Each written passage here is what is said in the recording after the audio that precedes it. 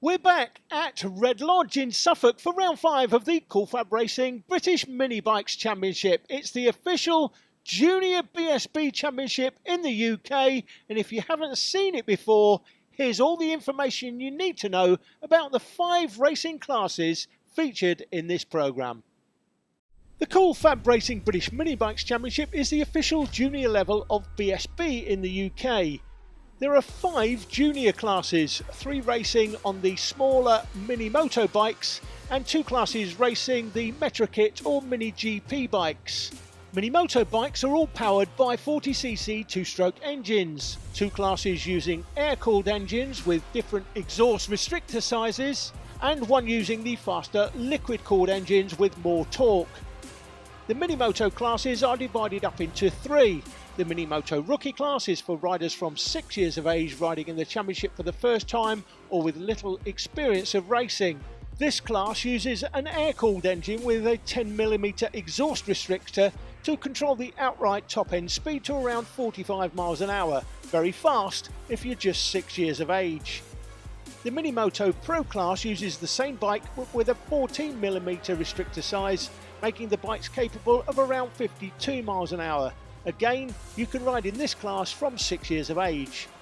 The fastest of the Mini Moto classes, we call it the Elite class or Junior LC40 class, with the liquid-cooled engine and no exhaust restriction, makes these bikes capable of around 56 miles an hour, but with a lot more torque. Minimum age to ride in this class is 7. No engine modifications are allowed in any of the Mini Moto classes. The Metro Kit 50cc and 70cc bikes are effectively a junior version of a superbike. The Mini GP 50 class uses a 50cc Metro Kit bike with liquid-cooled engine, 6-speed gearbox, manual clutch, hydraulic front and rear disc brakes and 12-inch wheels. Riders can be as young as 8 years of age after riding at least 1 season in a Mini Moto class, up to 16 years of age. These bikes on a large circuit geared correctly will be capable of around 80 miles per hour. The Mini GP 70 class uses a 70cc engine which is 60% more powerful than the 50cc version on a large circuit capable of around 100 miles per hour, with riders from 10 years of age, assuming they have done at least 12 Mini GP 50 races, and you can ride in this class up to the age of 16. Crispin, we've got the new branding on the truck in the background. Tell us all about that, new sponsorship deal. Yeah, this is fantastic. It's FS3, the British Superbike team. They're supporting us. They're big fans of what we're doing with the youth of the sport. They've got 2 young riders racing in their colours here, but also they've jointly branded their truck. It's a really generous deal to support us and give us that exposure. You can see their FS3 racing colours on one side and the FAB Racing as well, and they branded the inside with pictures of some of our young riders. It looks absolutely fantastic, and it's obviously at all our rounds and at all the BSB rounds, so it really gives us great exposure in front of a BSB audience and gets them exposure in front of our audience as well. It's a great event centre where people can sign on, they can go and get the results and everything else. Now, I did want to ask you, the last programme from Tattershall, we're looking at over 200,000 views online on our YouTube channel at the moment. It's absolutely huge, and it's quite surprising. You get a lot of people are saying, we didn't even know this was a thing. How do we get involved in this? So for those who've got kids or kids watching thinking, I'd like to have a go at that, I must have a word with my mum and dad to buy me one of those little mini motos. How do people get involved? Yeah, it's amazing the amount of exposure we're getting online. It's just incredible. It's blowing us all away, but it's great. So how do they get involved? They go onto the coolfabracing.com website, and it's how to get started. Click on that. There's a drop down, and it gives you some examples in the UK of academies that you can go to. We're starting to work with people to set up more academies as well. The main ones is the Scott Redding one in Swindon, but there's going to be more dotting up around the country. And this is where you can go along for the first time for very little money, just to have a trial session, get on the bike before you have to buy the bike and all the kit. Have a lesson, see if they like it. If they get the bug, and normally it's the parents who get the bug as well, if they get that bug and they really enjoy it, they can have a few more lessons till they get up to a certain standard.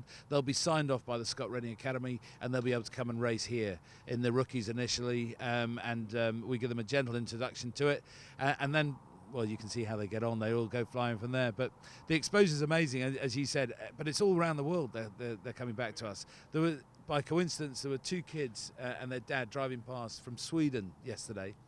And they saw all the trucks and they thought, right, we'll come in and have a look. And they came up to me and said, well, we race some mini bikes in Sweden. And they just were absolutely blown away. They went for a wander around the paddock. They said people are so friendly. And the 2 boys who live in Sweden at the moment were going, Dad, we want to move back to the UK to race here. So, that's the sort of thing we're getting. So they're very welcome. They're going to come. Then they can't make it next year, but they're going to come back to the UK and race with us in 2 years' time. It's awesome. Great to be back at Red Lodge for the second time this season. We'll kick off with the Mini Moto rookies. That's the riders from 6 years of age. Damp, overcast conditions, but it should make some entertaining racing. There are the riders of the 2017 season. Along your screen now, it's Kyle Payne on the front row of the grid for this one alongside Harrison Crosby. We're going to get starters' orders very quickly indeed, and we'll go straight in for the racing. Wait for it, and we are racing now. Good start off the front of the grid as the riders streak through, but right in there from the second row of the grid, it is a cracking start for the 41 of Luca Hopkins. It is indeed, but Harrison Crosby sweeps round the outside to take the lead, dropping Hopkins down to second. That's Jamie Woodcock in third, and the poleman Kyle Payne looks like he's got a problem. That is a real disaster in the early stages of the race. There already seems to be a bit of a deficiency with power in that bike, and as the rest of the field works its way through, it looks like it could be a very interesting one. They come out of the sweeper, down towards the oak tree straight. Here they go, and then they'll go through that long, flowing left-hander at top curve. This goes on and on forever on a bike. You've just got to keep the balance and the pace up. Then you flick back through the right-hander onto banana curve. And let's see who is going to make the break. Harrison Crosby obviously starting well. Oh, that's a faller. That's a faller through the right-hand king. Now that looks like Alessandro Valente on the 82 bike that's gone down. But all eyes on the leader, Harrison Crosby, looking to continue his 2017 form. Dominated here at the first visit to this circuit, Red Lodge, earlier in the season, and looking to dominate again today. This is race 1 of 3. That's Jamie Woodcock, second on track. Third in the championship as he comes left-handed into the 180. The tight hairpin, overtaking opportunities all over the track here at Red Lodge. And in motor racing, that is exactly what you want. You can see the lead. Harrison Crosby's got, he's just cleared off. Must be 4 seconds up the road, Jake. It's amazing how big the gap is. Luca Hopkins battling away as Sullivan Mountsee's trying to come right round the outside. Can Sullivan Mountsie make the push? But Jamie Woodcock still hanging on into second position. Luca Hopkins riding well in the middle of a very intense battle with Sullivan Mountsie still trying to overhaul. Now is Luca Hopkins going to get the run here into the final turn? Having a think about it into that little S's, but no, it's not going to happen on this occasion. So as they come down the main straight once more, Luca Hopkins now looks for the inside line for second. Now he's got him. Brilliant move on the inside, but they're going to run right again. Woodcock still there on the outside line, and Sullivan Mountsie trying to tuck back in, but that was a good move from Luca Hopkins. He set that up halfway down the straight leading up to the final chicane, and now he's into second position. Sullivan Mountsie trying to overhaul as well to get into that third position through 180, and he's there on the inside, but he won't have the inside for the next corner. That's where Woodcock is going to be able to keep the place. And that's allowed the man in second place there to get away. That is Luca Hopkins. So Hopkins second.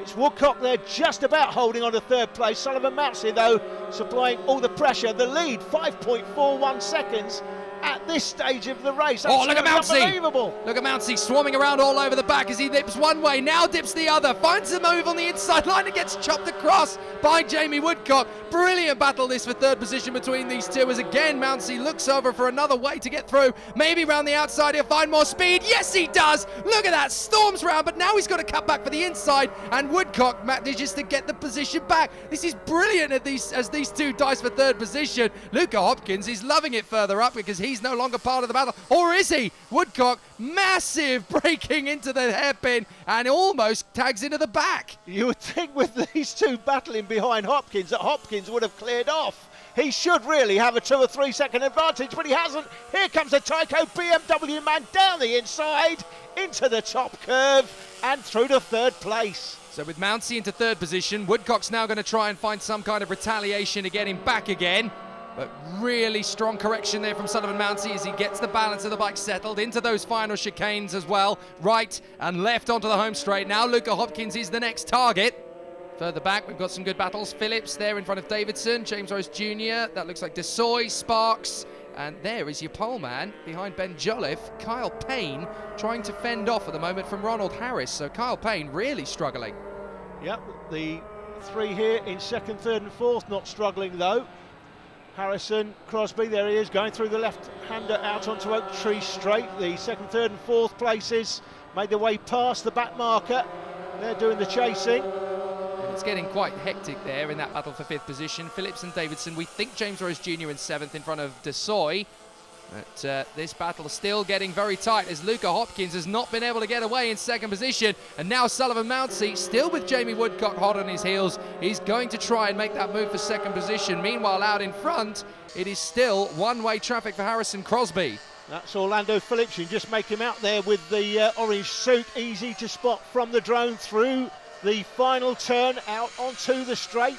We think that is, looks like Davidson's still chasing him there. Yep, I think you might be right, and that looks to me like James Rose Jr. there in seventh position, just riding his way through in front of, and that is for definite, Harrison Desoy in the 144. So it's going to be an interesting battle to see how these guys settle themselves out. It's going well for Orlando Phillips in this one, not as well as he'd like, but this battle still hyping up for sixth position as again Davidson moves to cover on the inside apex. He is not going to lose this sixth position if he has anything to say about it. But Orlando Phillips, look at that, got a good 20 or so bike lengths as they come into this never-ending sweeper at the top of the circuit. The top curve is what we're calling it, and then they come right-handed down this banana straight.